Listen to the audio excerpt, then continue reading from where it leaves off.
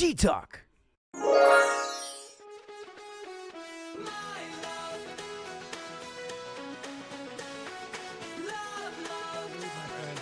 go. Salud. Here we go.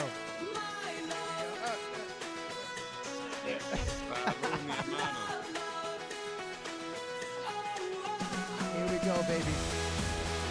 And we're back. Welcome back to the G-Talk. Yeah. For those of you, we're back. For those of you that know and you've watched a few of those, we used to do a little toast when my boy was here. He was next to me over there. Now he's over there. It's still the energy. The energy is universal. We go through the interwebs. It works. So it works. We will bring the show to you no matter how it comes out. Let's go, baby. So here we go. It's the second half. And if we're down 28-3, just like Tommy Brady, we keep plowing ahead. Let's go. So my boy, we're going with the next one. What do you got? All right. So recently there was, this is really remarkable because somebody said something online and it went viral. And it was like, I don't want to say ridiculous, but a funny thought as to what would happen if there were 100 men against one gorilla. Oh my God. Keep going. Who would have known that this would have taken over the internet? So dumb. And we are a little bit late, yes, but, we had to take a little break so we could compose ourselves and do, get back to center. We got to center ourselves. Right. This happened about a week ago or so. Yep. I got it on screen. 100 men versus one gorilla. All right. Go for it. It became a debate. A viral debate erupted. Could 100 men take down a single silverback gorilla? The debate sparked a viral tweet, has taken over social media with memes, simulations, and even celebrity opinions. Experts warned the outcome will likely be disastrous for men, but the internet has too much fun to stop.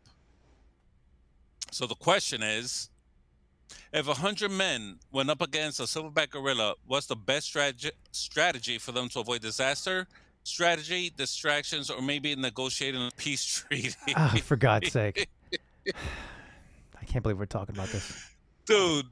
Okay, and bonus question. If 100 men went up against you, how many you taking down before you turn into a pile of goo? Well, first of all, that question was supposed to be for you.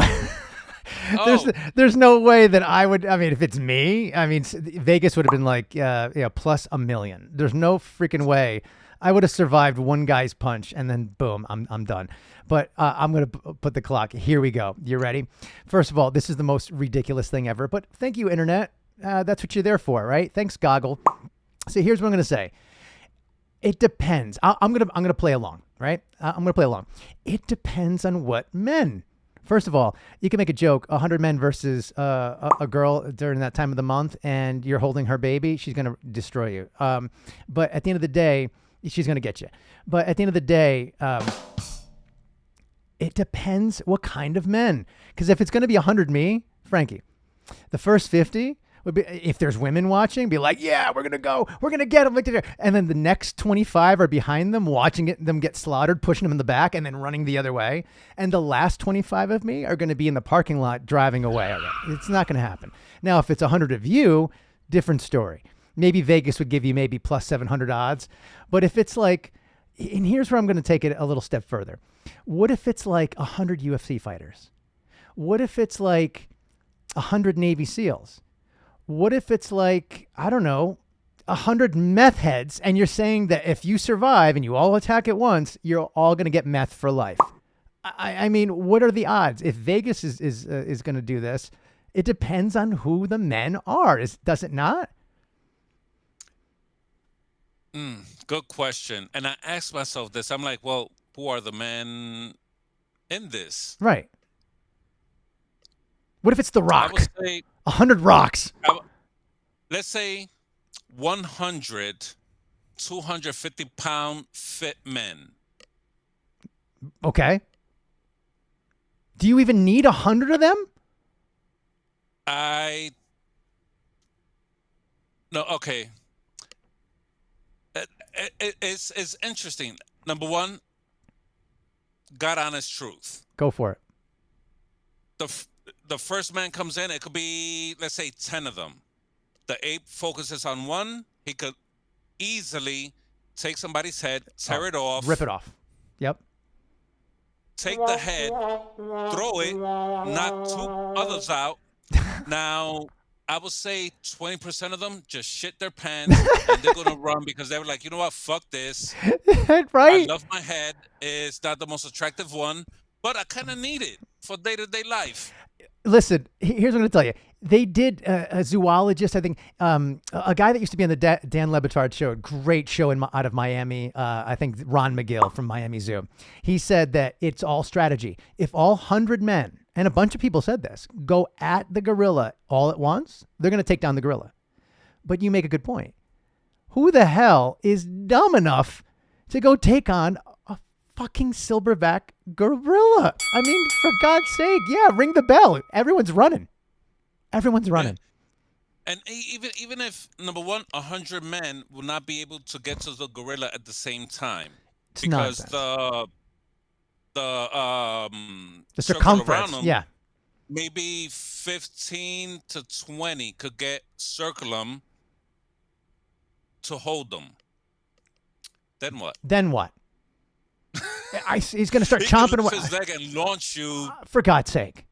I mean, that's what I'm saying. 100 meth heads? They ain't stopping. I would say this. What 100 men will volunteer? 100 meth heads? I mean...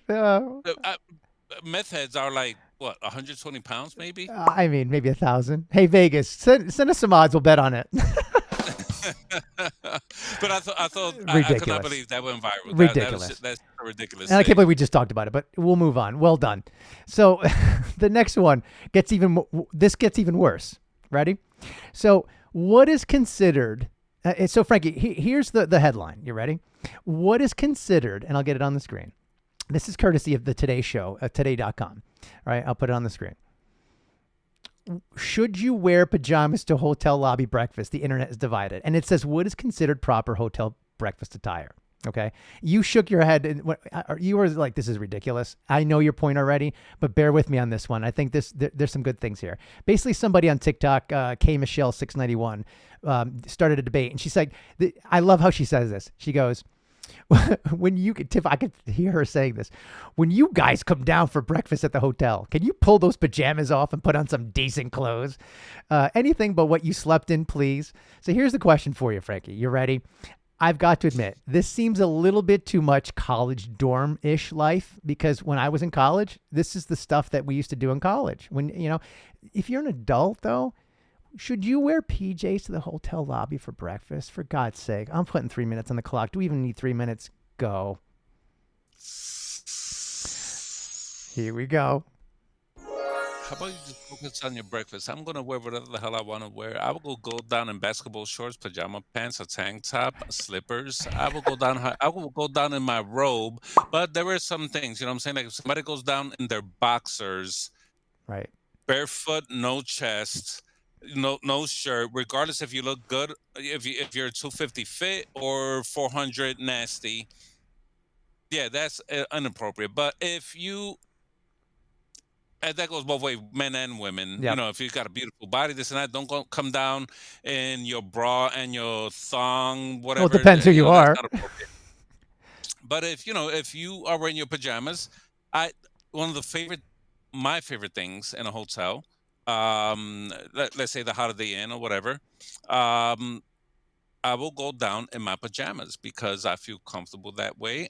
I'm in a hotel.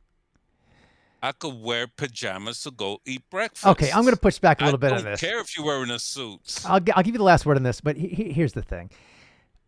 It's hard to disagree with you on here, but kid, what if forget the Holiday Inn, right? Motel, hotel, Holiday Inn. How does the song go? What if it's like, I don't know, even the Atlantis? You ever been to the Atlantis in Bahamas? It's beautiful, right? I've been to the one down the block from Melia. Gorgeous. And guess how I went to breakfast? Tank top, shorts, sandals. No, I have beach pants on because I wake up very early. I get some mimosas. I go to the beach. When my mimosa is done, I go have breakfast, and I normally have my beach pants, which is white pants, like pajama Yep. pants, my white tank top. I had to put on my tank top because I am respectful. Well, listen, I agree with you on the whole no boxers, no panties or whatever, no robe. I mean, nobody's wearing a robe, right? I mean, for God's sake. I guess the question is, where do you draw the line, right? Where is the decorum start and common sense end, I guess? Or what, do I have that backwards? It's like there's a line somewhere, right? So no boxers, no, robes, right? Where do we draw the line?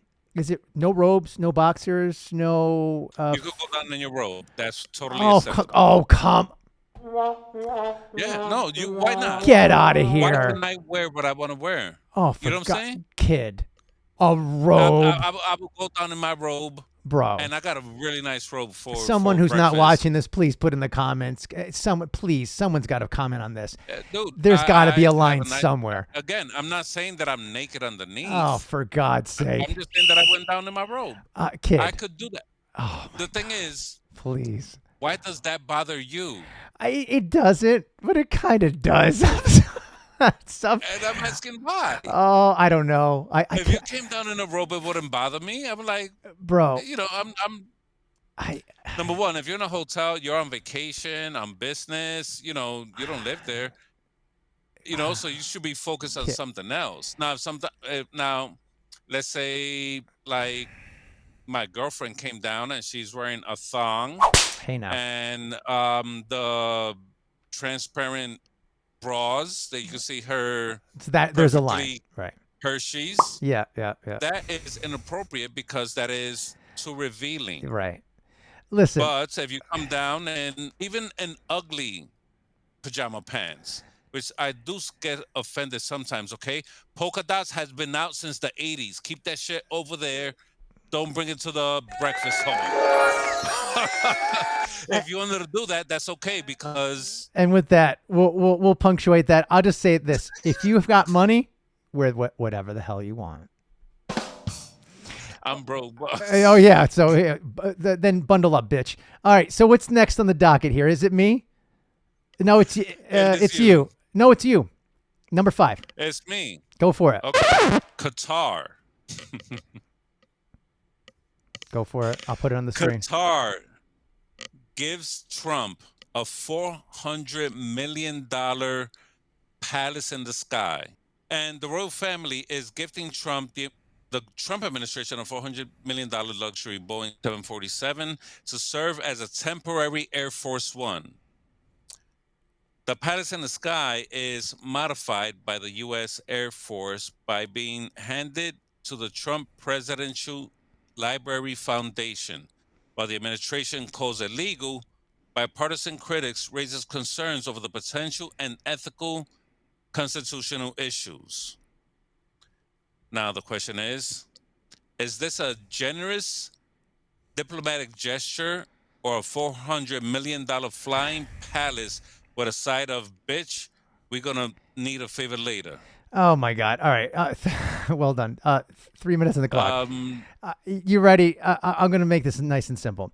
There's something called the Emoluments Clause. It's in the Constitution. You could Google it, goggle it, whatever the hell. You could chat GPT. I guess Gen Z is not even Googling things and you're just going straight to chat GPT. So F you Google, you could go to hell. Chat GPT's taken over. But here's the thing. The Emoluments Clause basically says that no president or any person in high office in this government can take, we won't even call it bribes, gifts of any type in the form of what this is. Essentially, it could be constituted, if not a bribe, it could be like, hey, a favor. Here's what I'm going to say, and I'll turn it back to you. If you're Qatar or Qatar, or whatever the hell you call them, right? They got a lot of money. And anything I know about people that have a lot of money, Frankie, they want a return on their investment. They didn't get a lot of money by just throwing it around and blowing it. If there's one thing that I learned in banking 15 years in, is that when you have money, you're not going to do anything with the money unless you get something back in return. $400 million, I wish I had the graph on the screen. I'll find it somewhere. If you look at the last 5 presidents, including Trump, even his first administration, on average, the gifts received, the quantity, the amount of money, didn't exceed like $500,000. There's a reason for that. And usually goes, the government keeps it. The presidential library keeps it. The president never, they were gifted Clinton and Bush and Obama, all sorts of crap. They never take it with them. And now this guy wants to make it Air Force One because he's already annoyed that it's taken forever to build one through Boeing. There's a reason for that. It is the most technologically advanced aircraft on Earth for a reason, protecting the most important guy. Is this thing not bugged? It doesn't have like listening devices. It's insane. This is the dumbest thing ever. Even his Republican colleagues are saying that. So I'm going to throw, you could get the last word on this. I think it's bullshit. It's dumb. And this is another example of the king has no clothes. There's no reason to take this. Go. What say you? Yeah, I believe he was questioned on it, and his response was, I'd be stupid not to accept it. I mean, come on. The job that I have, which is not a high-powered job at all, I was required to pass anti-bribery test. So they gave me scenarios. I had to answer the questions. If I answered wrong after 3 tries, I would not have my job. Right. And there were things like, could you accept a donation to your favorite charity on your behalf for X amount of money? Would that be considered a bribe? Now, look at how they say it. Is a donation to my favorite charity of X amount of money. Let's call it $10,000. Could that be considered a bribe? Of course. The answer is yes. Yes. Oh, it can be, because the donation it was provoked by me being on this end, that's a charity that I support or I may be involved with. And that could be considered a bribe because I am associated to that. This is a gift directly to Trump. Or as they call it, Air Force One, or the government, whatever. It's like, number one, since when did another country ever made our planes as far never. as Air Force One? Never. The way it compromises our security is insignificant. It cannot be measured. And this sees it like, oh no, it's a gift. I'm not gonna. And they could have said a plane, and he'd be like, they said a $400 million plane. Oh, yeah, big almost deal. $500 million. You know, and like you said, a lot of Republicans were like, yeah, this is a mistake. It's bullshit. Not okay, because it is the textbook definition of a bribe. It's bullshit, and it's just another example of this administration can be bought. And there are clips where he claimed, blamed Hillary Clinton accepting money from the Saudis, and mentions by name Qatar, that supports terrorist organizations, Hamas, Al-Qaeda, Al-Qaeda. That's insane. I don't want to go into 9/11. They took our planes. They fucking states. 4 months in, kid. We got a long way to go. And that's the end of the second half. I think we won, but we got a couple more things before we go in the break, real quick. By the way, did you see your name on the screen? Voted for Aaron Judge as Pope. I finished 24th in the voting, by the way, the conclave. Yeah, I got a vote or two. Real quick before going to the break, Powerball jackpot. I think since we've done this, it wasn't one, but it was 1.5 billion. What would you do with 1.5 billion, Frank, real quick before we go into the break, our second break? I'll buy a $400 million plane. And that's why we love Frankie. Let's go. I love it. No, we'll be broadcasting from the freaking Bahamas or somewhere. That shit. We'll be broadcasting from the moon. I love it. All right, people. That is the end of the first segment. We're going to go deep, baby. We're going to go so deep. on the second one. I guess we gotta take a piss again. All right, kid. We'll see you in a second, y'all. We'll see you in segment number 2. Catch you later.